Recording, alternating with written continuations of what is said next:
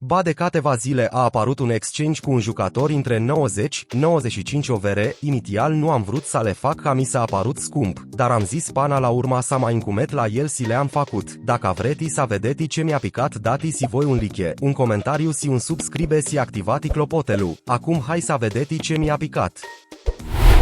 Ba deci treaba asta în felul următor, a făcut aici o investiție puternic dezvoltată după cum ar zice Adelin Petrisor, am cumpărat jucător de 25 de milioane manca aveas si plus cativa pe care ei mai aveam prin club.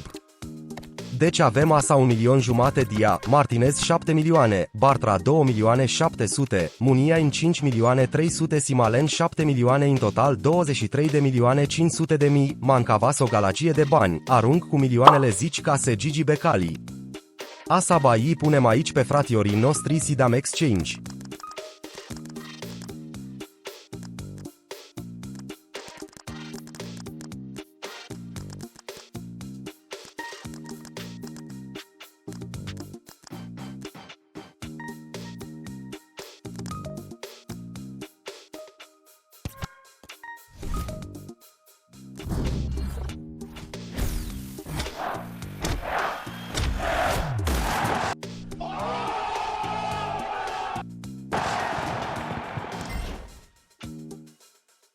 Asa ba acum hai să culegem roadele muncii.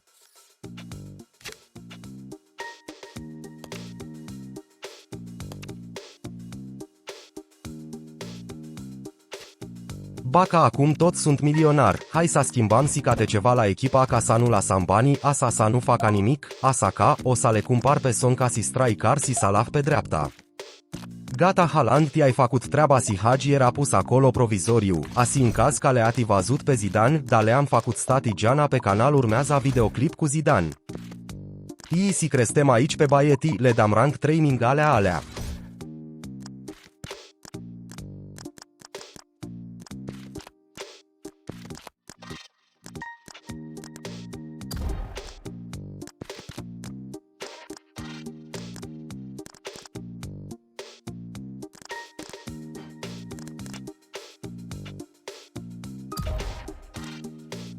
Ba hai să vedem si cum sunt si în gameplay Salah Sison, am să vă zic eu asa mai pe repede înainte, în mare parte sunt buni, au un sut bun, viteza, dribbling, alea, deci dacă doriți să-i luați eu vi recomand.